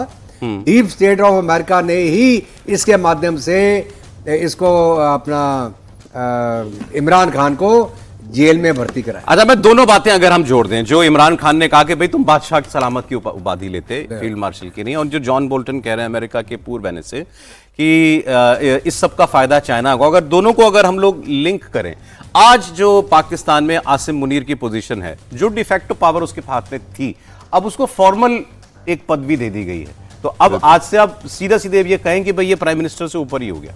बिल्कुल सही भी कह रहे हैं आप सौरभ जी। अगर देखें तो ऑल इज वेल दोनों का बोलना बहुत जरूरी है, क्योंकि शहबाज शरीफ जो है वो बने रहेंगे पावर में, उनके पास थ्योरेटिकली सारी हेड ऑफ स्टेट की पावर्स होंगी इन टर्म्स ऑफ दुनिया को दिखाने के लिए। असली पावर रहेगी आसिम मुनीर के पास, जो फील्ड मार्शल बन गए हैं, यानी कि फॉर लाइफ बन गए हैं। और साथ में जो असली पावर है उसका तो बहुत ही अच्छा है, पावर भी हाथ में है, सारा जो दामोदार है रिस्पॉन्सिबिलिटी का वो शहबाज शरीफ पे है। और दूसरी चीज आ जाती है कि अगर ये लाइफ लॉन्ग अपॉइंटमेंट है तो कभी भी उनके अगेंस्ट कोई इंक्वायरी नहीं हो सकती, कभी भी उनका कोर्ट मार्शल नहीं हो सकता, कभी भी उनको देश से भागने की जरूरत नहीं पड़ सकती, और पीछे से वो सारी मैनिपुलेशंस करते रहेंगे। और आखिरी चीज इसमें मैं एक चीज बोलना चाहता हूं, वो खासकर जो आपने चाइना का और फिर यूएस का भी लिंक, यूएस ने फेब 2019 में जब बताया था कि जब हमारा इधर पुलवामा अटैक हुआ तो उन्होंने कहा था कि पाकिस्तान को सपोर्ट नहीं करना चाहिए टेररिज्म, और यह भी कहा था उन्होंने कि ना केवल सपोर्ट नहीं करना चाहिए, उधर जो भी इंफ्रास्ट्रक्चर है उसको हटा देना चाहिए। उनकी अगर हम एग्जैक्ट स्टेटमेंट अगर कहें उस समय की, तो Pakistan to end immediate support and also remove terrorist groups on its soil, operating on its soil. तो अगर ये वाली बात है, अभी देखिए कितना फर्क आ गया उनकी स्टेटमेंट में। इस बार उन्होंने टेररिज्म और टेररिस्ट के ऊपर बात की है, पर पाकिस्तान का नाम नहीं लिया उन्होंने। यह बहुत बड़ा चेंज है। और ये क्यों है, ये कल आपके ही शो पे ये बहुत बड़ा डिस्कशन हुआ था इस पे, अमेरिका का ट्रंप के पर्सनल पर्सनल इंटरेस्ट के ऊपर बातचीत हुई थी। लेकिन हम अपने इंटरेस्ट की बात करें तो भारत अब बड़ा ओपनली पीओके की बात कर रहा है। भारत का न्यू नॉर्मल बिल्कुल क्लियर है, बात होगी पाकिस्तान से तो सिर्फ पीओके पे, और पाकिस्तान को अब साफ साफ शब्दों में यह बताया भी जा रहा है कि पीओके को खाली करो, अपनी सेना को हटाओ और हमारे हवाले करो, भारत के हवाले करो। यह पाकिस्तान को करना है। और अगर वो ये ऑफर एक्सेप्ट करता है या फिर भारत अपने तरीके से पीओके को खाली कराता है तो क्या होगा? भारत ने हमेशा से ये स्टैंड लिया है, हमारी पार्लियामेंट का रेजोल्यूशन है कि पीओके हमारा है, पीओके कश्मीर का हिस्सा है, इसलिए आज से पूरा कश्मीर हमारा है। लेकिन हम बार बार अब पाकिस्तान को अलग अलग मंचों से ये बात याद दिला रहे हैं। आपको याद होगा पहले विदेश मंत्रालय ने की तरफ से ये बात कही गई थी, कल फिर विदेश मंत्रालय की तरफ से ये बात हुई, कल विदेश मंत्री जो देश में नहीं है, विदेश गए हुए हैं, उन्होंने किसी एक इंटरव्यू के दौरान फिर ये बात कही कि पाकिस्तान कब पीओके खाली कर रहा है, सबसे पहले हमें ये बताएं। कमरोर साहब, ये भारत मैं कह रहा हूं अपने शब्दों की रीफ्रेमिंग कर रहा है, ऐसा अगर कह लें, ऑप सिंदूर के बाद से लगातार हम जिस तरीके से आर्टिकुलेट कर रहे हैं, पहले हम कहते थे हमारा है, अब हम कहते हैं खाली करो। बिल्कुल, ये एक मेजर चेंज ऑफ स्टैंस हुआ है। जब भी हम पहले बातचीत होती थी तो ज्यादातर हम लाइन ऑफ कंट्रोल को आईबी में कन्वर्ट करने की बात करते थे। अब हमने खासकर जब ये 1971 वॉर के बाद जब 93,000 हमने ट्रूप्स पाकिस्तान के जो हमने बंदी बनाए थे उनको भेजा था, तो उस समय ये कंडीशन थी कि इसको आईबी बना दिया जाएगा बहुत जल्दी। लेकिन ना तो वो आईबी बना, और इस बार हमारा मेजर चेंज ऑफ स्टैंस है। अब हम कह रहे हैं कि हमें इसको आईबी नहीं बनाना, हमें तो हमारा कश्मीर जो आपने छीना था हमारे से 1947-48 के अंदर, वो अलग कश्मीर वापस चाहिए। और ये मेजर चेंज ऑफ स्टैंस है। विदाउट इतना कहे हमारे जो एक्सटर्नल अफेयर्स मिनिस्टर भी अब सब जगह जाके ये बोल रहे हैं कि अगर कोई भी बातचीत होगी तो वो सिर्फ दो मुद्दों पे होगी। एक तो होगा कि टेररिज्म के ऊपर होगी, और उधर से हमको वो हैंडओवर करे जितने भी टेररिस्ट नेटवर्क्स के एलिमेंट्स हैं और लीडर्स हैं, और दूसरा और जो मेजर है कि पाकिस्तान ऑक्यूपाइड कश्मीर हमारा है, यही हमारा नारा है। अच्छा, आपको एक और मैं बयान सुनाने जा रहा हूं। बलूचिस्तान की एक prime minister in is exile हैं, नाइला कादरी। विदेश में जो सरकार चलती है बलूचिस्तान की, बलूचिस्तान आजाद होने की लड़ाई लड़ रहा है पाकिस्तान से। तो नायला कादरी ने कहा कि पाकिस्तान के टुकड़े टुकड़े होंगे, इसमें कोई शक नहीं है। फिर उन्होंने यह भी कहा कि जो लोग भारत में रहते हैं, खास तौर पर मुसलमान, वो खुद को खुशनसीब समझें कि उनको हिंदुस्तान में पैदा हुए हैं, हिंदुस्तान में आज़ादी से सांस ले सकते हैं, बोल सकते हैं, एक अच्छी जिंदगी जी सकते हैं। उन्होंने कहा कि हिंदुस्तान के हीरो कौन है? सुभाष चंद्र बोस, भगत सिंह, छत्रपति शिवाजी महाराज, ना कि कोई गाजी, कोई गजनवी, ना अब्दाली, ये हमारे हीरोज नहीं हैं। फिर आगे उन्होंने एक और इंपॉर्टेंट बात की कि दुनिया में हर वो हिस्सा जो धोखे से किसी देश ने छीना है, अब वो हिस्सा वापस आजाद होने की मांग करेगा, या वो देश जिसके हिस्से छीने गए हैं धोखे से, वो भी उसे वापस लेने की बात करेंगे। तो वो भी पीओके की बात कर रही है। बाकी जिन मुल्कों के हिस्से चोरी किए गए हैं वो मुल्क अपने हिस्से वापस लेंगे, तो इसमें तो और कोई मुल्क नजर ही नहीं आ रहा। दूसरी बात, जो अंदर हिंदुस्तान के अंदर जिन लोगों को पाकिस्तान से प्रेम है, उन्हें पाकिस्तान का पता नहीं है। और भारत के लोगों को तो हम यही कहते हैं कि तुम खुशकिस्मत हो, लकी हो कि तुमको भारत जैसा मुल्क है। इस मुल्क को प्यार से जियो, इस मुल्क की कदर करो। लोगों ने खून दे के इसको आजाद किया है, लोगों ने बहुत कुर्बानियां दी हैं। तो आप ये नेताजी सुभाष चंद्र बोस का, ये भगत सिंह का मुल्क है, ये शिवाजी का मुल्क है। आप इस मुल्क की इज्जत करो, और ये आपका अपना मुल्क है। ये सब आपके ये हीरो हैं। गौरी और वो गजनबी तुम्हारे हीरो नहीं हैं। तो ये चीज इनको समझनी चाहिए। और भारतीय होने के नाते जो दुनिया में एक रिस्पेक्ट है आपकी, उस पर गर्व होना चाहिए। ये जो नायला कादरी का जो बयान का आगे का हिस्सा आपने सुना, इसकी हम लोग एक और खबर की चर्चा करेंगे, तब इसको याद दिमाग में जरूर रखिएगा। लेकिन जो उन्होंने कहा, जितने हिस्से चोरी हुए हैं, जिस देश ने चोरी किए हैं, अब उसे वापस तो लौटाने पड़ेंगे। तो पीएके धोखे से इसने छीना, और उस वक्त हमारी भी गलतियां रही कि वो हिस्सा इसके पास लंबे वक्त तक हमने पड़े रहने दिया, तो अब उसको वापस करना पड़ेगा। तो सर, पीओके की बातें जोर जोर से होने लगी। बिल्कुल, देखिए ऐसा है कि पीओके जो अभी कादरी साहब ने बोला, बलूचिस्तान भी पाकिस्तान का हिस्सा नहीं था और ना कश्मीर पाकिस्तान का हिस्सा था। पाकिस्तान ने बलूचिस्तान को भी ज़बरदस्ती लूटा, और वो ज़बरदस्ती 1947 में रज़ाकारों के माध्यम से उसने कश्मीर के अंदर एंट्री करी, उस समय जब महाराजा हरि सिंह का राज था वहाँ पे। और फिर महाराजा हरि सिंह ने इंस्ट्रूमेंट ऑफ सीजन साइन किया भारत के साथ विलय होने का। और जैसे ही वो इंस्ट्रूमेंट साइन हुआ, भारतीय फौजें यहाँ से एयरलिफ्ट हुई और श्रीनगर एयरपोर्ट में लैंड हुई। और वहाँ पे लैंड होने के बाद उन्होंने वो पाकिस्तानी फौजी और जो रज़ाकार थे उनको मारते मारते मारते पीछे धकेलना शुरू किया। और वहाँ की जो स्टेट फोर्सेस थी J&K की, वो भी बहुत बहादुरी से लड़ रहे थे जहाँ भी थे, और उन्होंने पाकिस्तानियों को रोकने की कोशिश करी जहाँ पर भी उनकी मतलब जो डिफेंसिव तगड़ी थी। तो जब ये हमारी फोर्सेस धक्का मारते मारते इनको पीछे निकाल रही थी और वहाँ तक लेके आ गई थी जहाँ तक अभी मौजूदा लाइन ऑफ कंट्रोल बोलते हैं जिसको, उस समय जो आपको मालूम है कि हमारे उस समय के प्रधानमंत्री यूनाइटेड नेशन में चले गए ये पाकिस्तान के खिलाफ सीज फायर की बात लेके, और फिर यूएन ने बोला ठीक है जी आप सीज फायर कर दीजिए, और फिर जो बातचीत होगी वो जो रेजोल्यूशन बनी उसके तहत इसका मतलब मसला हल होगा। तो अगर हम उस समय यूएन में नहीं जाते तो ये पीओके का मसला होना ही नहीं था।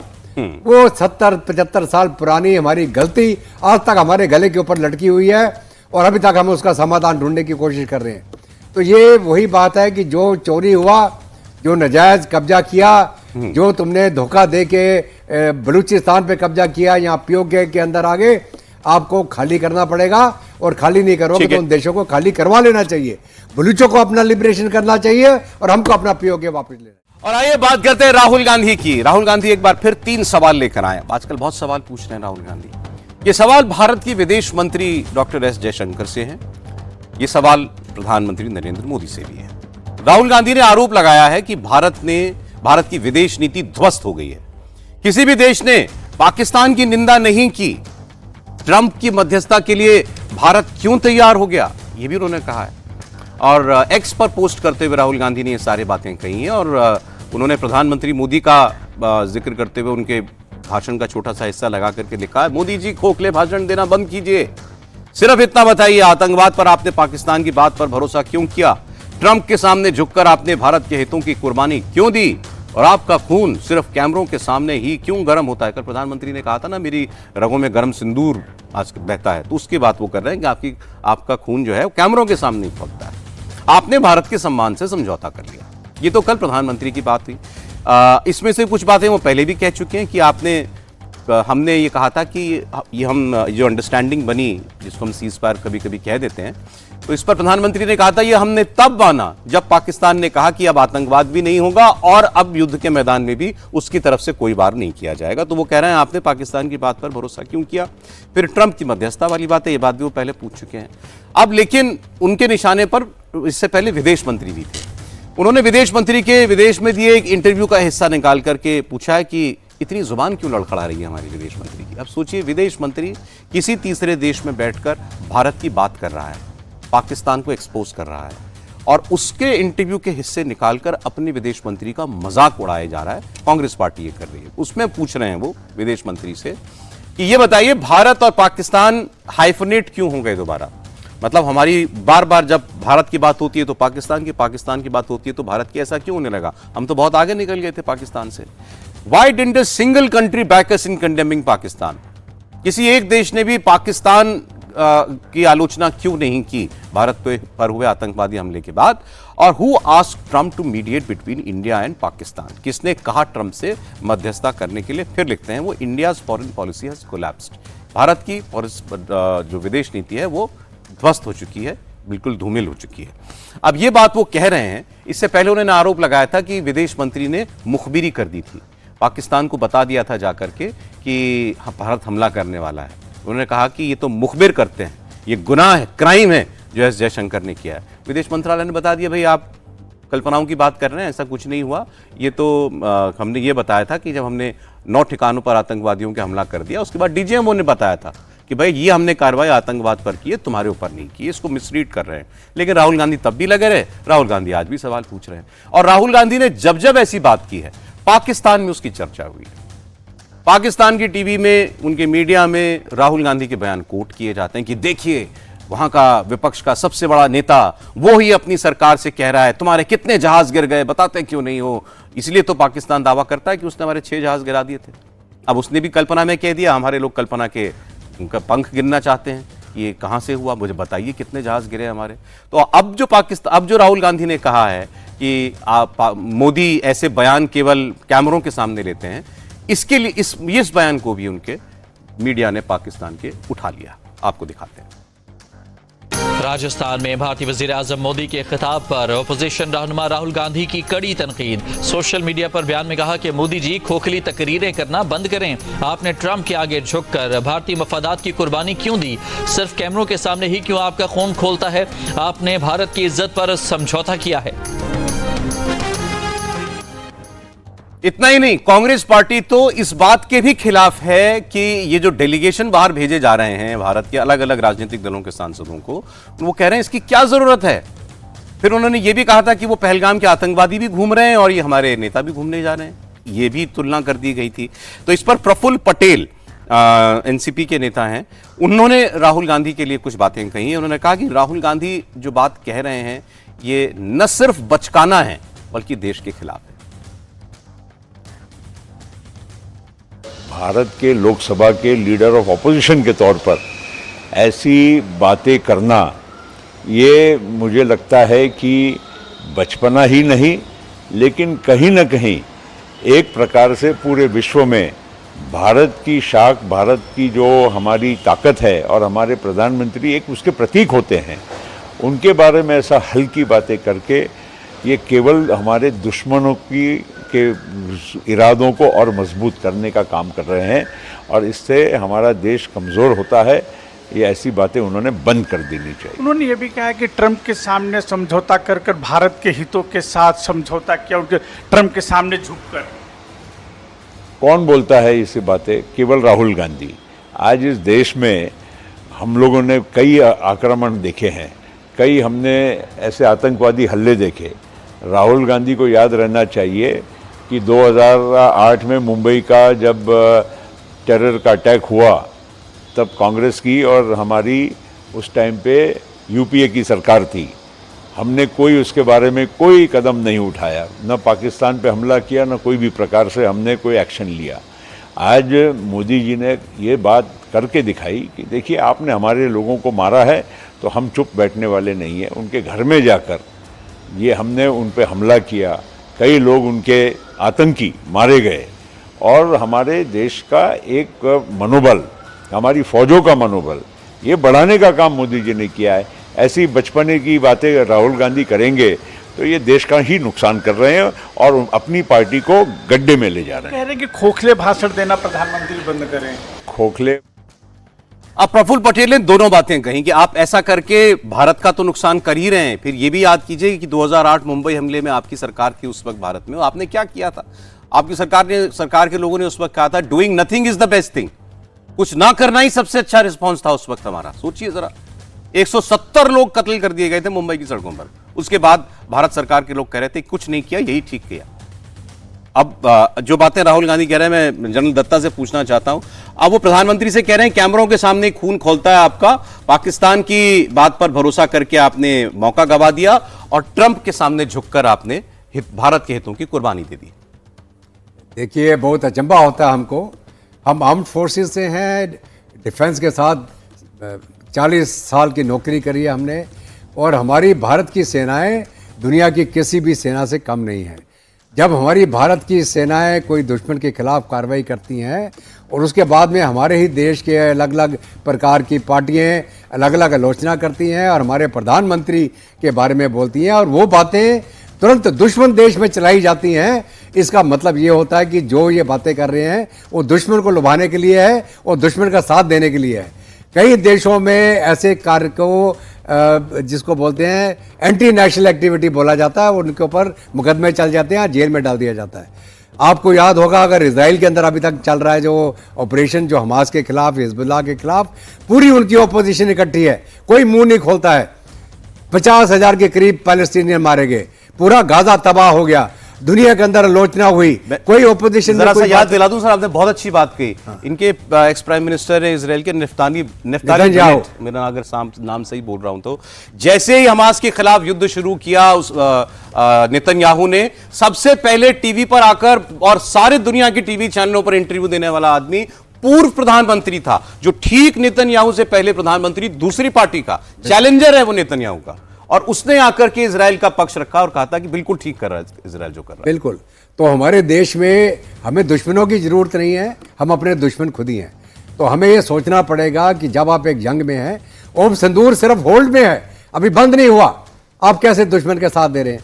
आप क्या सवाल पूछ रहे हैं? क्या आप दुश्मन को बताना चाहते हैं मेरे कितने जहाज गिर गए? अगर गिरे भी तो क्या हुआ? हमारा ऑब्जेक्टिव क्या था? उन निशानों को चुन के मारना जहां से वो पैदा होके आ रहे थे, नो टारगेट, चुन के मारे हमने, हमारा ऑब्जेक्टिव अचीव हो गया। हमने पाकिस्तान की फौज को बोला था हम तुम्हारे ऊपर हमला नहीं कर रहे हैं, जब उसने हिमाकत करी हमने फिर मारा उसको और फिर बताया कि हम तुमको ऑफ रैंप दे रहे हैं, आप रुक जाइए, नहीं तो हम उसके बाद और बड़ी कार्रवाई करेंगे। तो अगर मान लीजिए अगर ट्रंप ने भी बोल दिया तो हम तो पहले से ही पाकिस्तान को ऑफ रैंप दे रहे थे कि रुक जा भाई, जितना मारना था हमने मार दिया, हमारा ऑब्जेक्टिव अचीव हो गया, अगली बार करेगा फिर मारेंगे। New norm, any act of terrorism is act of war, लेकिन अब बोल दिया उसको। अब इसका बदला बीजेपी भी ले रही है। अब बीजेपी ने खोद के एक चीज निकाली है।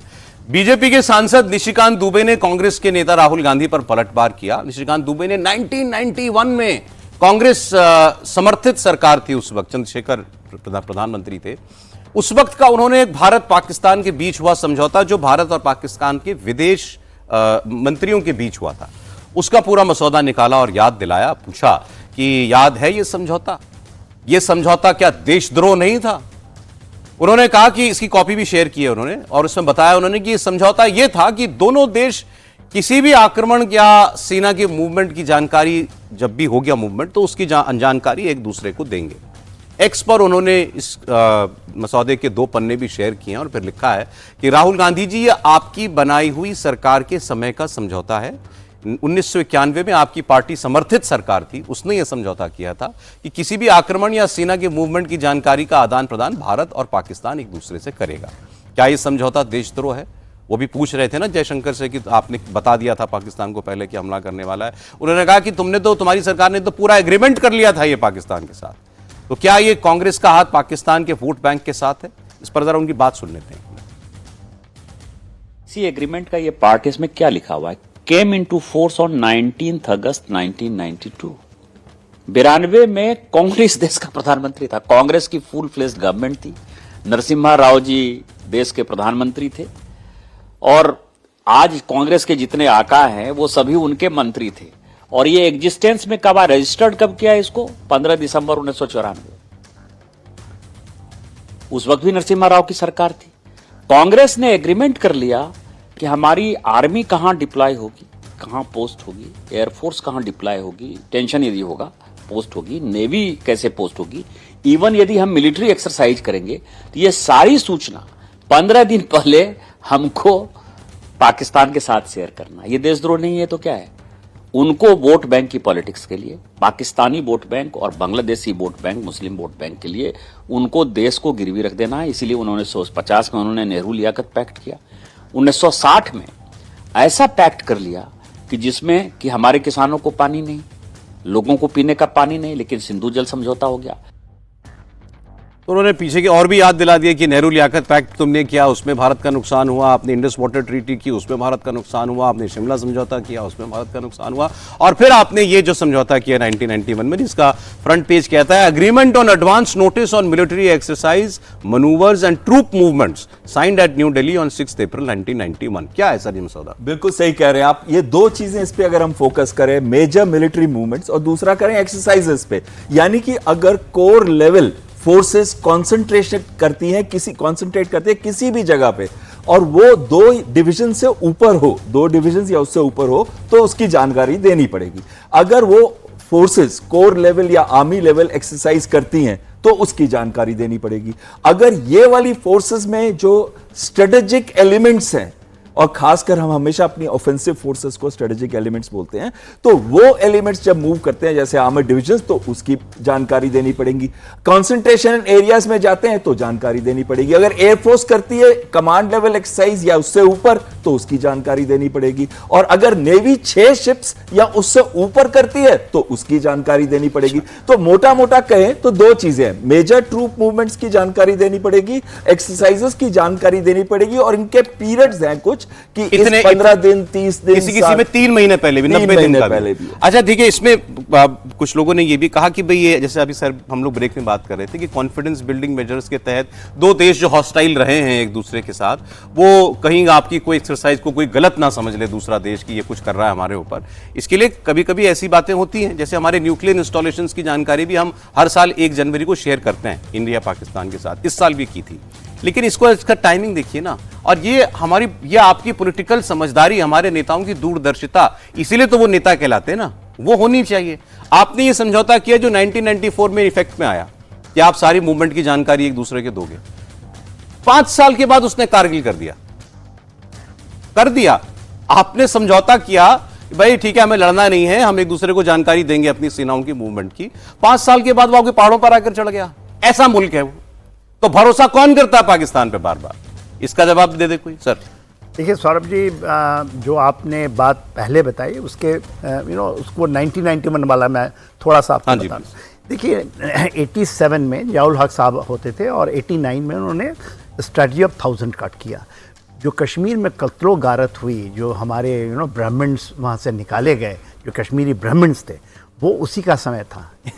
और 93 में आप 91 में ये कर देते हैं समझौता, 93 में सीज फायर, जिसके ऊपर अभी बहुत चिल्ला रहे हैं, सीज फायर पहली बार जो कांग्रेस के साथ थी उस समय आया कि सीज फायर होगा, वही होल्ड कर रहा है अभी भी। वो होल्ड कर रहा था ना 21 में, आपने बताया, उसी का एक्सटेंशन है। तो देखिए आप बार बार करते हैं, और बहुत इंपॉर्टेंट है कि देश के लोगों को जानने के लिए।